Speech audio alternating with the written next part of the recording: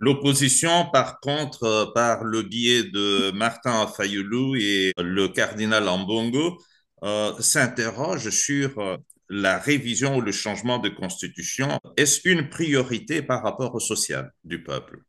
Oui, mais attends, je ne sais pas si l'un exclut l'autre. Est-ce que c'est parce qu'on travaille sur le social du peuple, ça empêche les intellectuels, les politiques congolais de réfléchir sur leur avenir? Je crois que vous vivez aux États-Unis et vous le savez bien qu'aujourd'hui, les États-Unis savent déjà ce qu'ils seront dans 100 ans et les difficultés qu'ils ont aujourd'hui. Les Chinois de même, les Indiens, il y a même beaucoup de pays africains qui réfléchissent aussi sur leur avenir. Alors, qu'est-ce qui peut nous empêcher de réfléchir sur notre avenir parce que nous avons des problèmes de chômage, il y en a partout. Aux États-Unis, il y a des chômeurs.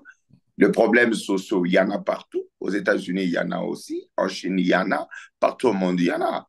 Donc, moi, je crois que ce sont des subterfuges, ce ne sont pas des vrais arguments qui peuvent nous opposer pour ne pas réfléchir. De toutes les façons, le président a dit qu'il va mettre sur pied l'année prochaine une commission qui va réfléchir sur cette constitution.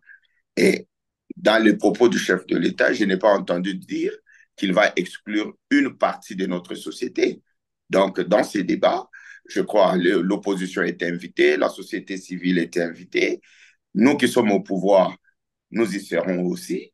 Donc, je pense que le débat, c'est un débat national, c'est un débat républicain. Donc, ça n'a rien à voir avec le social, ça n'a rien à voir avec la gratuité de l'enseignement, ça n'a rien à voir avec la maternité gratuite, ça n'a rien à voir avec les travaux des infrastructures. Mais le texte qui régit notre pays, nous pensons qu'il a beaucoup de problèmes, qu'il a beaucoup de lacunes et nous l'avons expérimenté et nous pensons qu'il est temps qu'on puisse y réfléchir. Moi, je ne vois pas euh, d'inconvénients ou de problèmes que ça peut poser.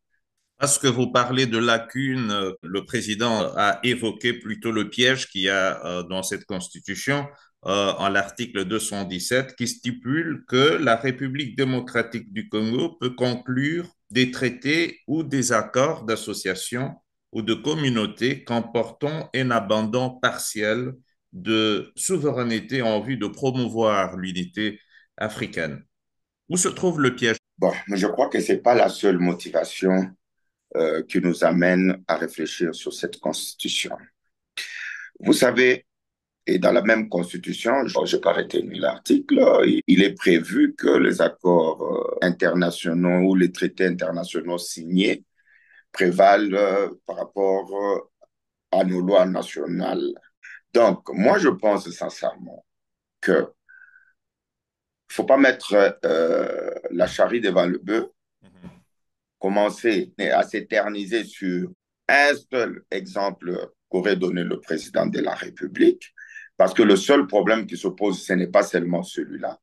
Vous savez, par exemple, aujourd'hui, nous sommes en train de négocier ou de dialoguer avec le Rwanda Mhm. à Luanda. Et rassurez-vous que les accords que nous allons signer avec le Rwanda au niveau de Luanda prévalent sur notre constitution. Donc, nous ne pouvons pas opposer à la communauté internationale notre constitution si nous avons signé un traité. Malheureusement, c'est ce qu'avait fait le président Kabila en 2013 avec le M23 et le M23 qui n'arrêtait pas de brandir le traité qu'ils avaient signé avec le président ou bien la délégation congolaise envoyée par le président Kabila. Donc, à mon humble avis, je pense que il y a matière à réflexion, au-delà même de questions de terre. Mais moi, je pense que si vous regardez notre mode de gouvernance, nous savons, nous tous, par exemple, que nos institutions sont trop budgétivores. Nous avons pensé que pour réduire le train de vie de l'État, on pouvait supprimer le Sénat. Parce qu'effectivement, le Sénat vient en deuxième lecture par rapport à l'Assemblée nationale. Et en cas de divergence, c'est le point de vue de l'Assemblée nationale qui prévaut. Alors, pourquoi dépenser autant de millions dans un pays à problème que de garder, par exemple, une seule institution? Ça, c'est un exemple.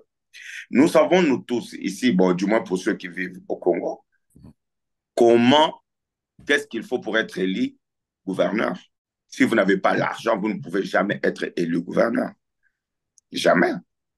Et tous les gouverneurs sont élus avec des billets des banques. Et nous l'avons vécu depuis 2006 jusqu'à aujourd'hui. Ça se passe comme ça. C'est comme si on a institutionnalisé la corruption. Et nous pensons, de notre point de vue, qu'il fallait que le gouverneur soit nommé par le président de la République. Mais pour que le gouverneur soit nommé par le président de la République, il faut toucher l'article 220. Donc, comment allez-vous toucher un article verrouillé sans passer par le référendum? C'est ça le débat. Donc, il y a beaucoup de questions qui suscitent débat et personne ne peut empêcher les Congolais de réfléchir sur leur avenir collectif ou sur leur constitution. Ça n'a pas de sens. Nous savons aussi que ce qui omnibule un peu l'opposition et Monseigneur Ambongo et tout ça, c'est qu'ils croient que le fait de faire le débat sur la Constitution, Tshisekedi veut se pérenniser au pouvoir. Et je crois que c'est ça la vraie crainte. Donc, tous les autres arguments, ce sont des faux arguments justement pour cacher le vrai problème. Mais le président Tshisekedi l'a dit clairement que ce débat, il ne l'a pas engagé pour un troisième mandat ou pour se pérenniser au pouvoir. Mais personne ne peut empêcher les Congolais de réfléchir sur leur avenir collectif. Tous les pays l'ont fait. Aux États-Unis, vous êtes aux États-Unis. Vous savez que depuis que la Constitution américaine existe, elle a été amendée plusieurs fois. Et aujourd'hui, ceux qui nous tenaient avec une arme sur la tempe, ceux qui nous ont amenés à négocier cette Constitution, l'ont verrouillée. Ils savent pourquoi ils l'ont fait. Et alors, nous n'allons pas rester esclaves de cet article 220. Même nos enfants, nos arrière-enfants, vous allez leur dire que parce que vos parents ont négocié à Sun City, donc vous, après 100 ans, vous n'avez pas le droit de réfléchir sur cette constitution, sur cet article 220. Je crois que c'est une absurdité. L'opposition évoque plutôt le troisième mandat, comme vous l'avez dit. Comment faire pour leur faire comprendre ou faire comprendre à la population qu'il ne s'agit pas ici du troisième mandat et que le président est en train de se battre plutôt pour une constitution qui va donner beaucoup de crédibilité et d'ouverture à la RDC. Non, mais nous n'avons pas à convaincre l'opposition. Le président a dit qu'il ne le fait pas pour un troisième mandat. Mais même c'est là aussi, moi, je ne suis pas d'accord avec le président de la République quand il le dit, parce que, vous savez, il y a plus de 2 ans, j'avais fait une proposition, j'avais lancé un débat sur la limitation de mandat. Vous savez que nous sommes dans un pays qui a connu beaucoup de problèmes. Nous sommes tout le temps agressés par notre voisin, le Rwanda.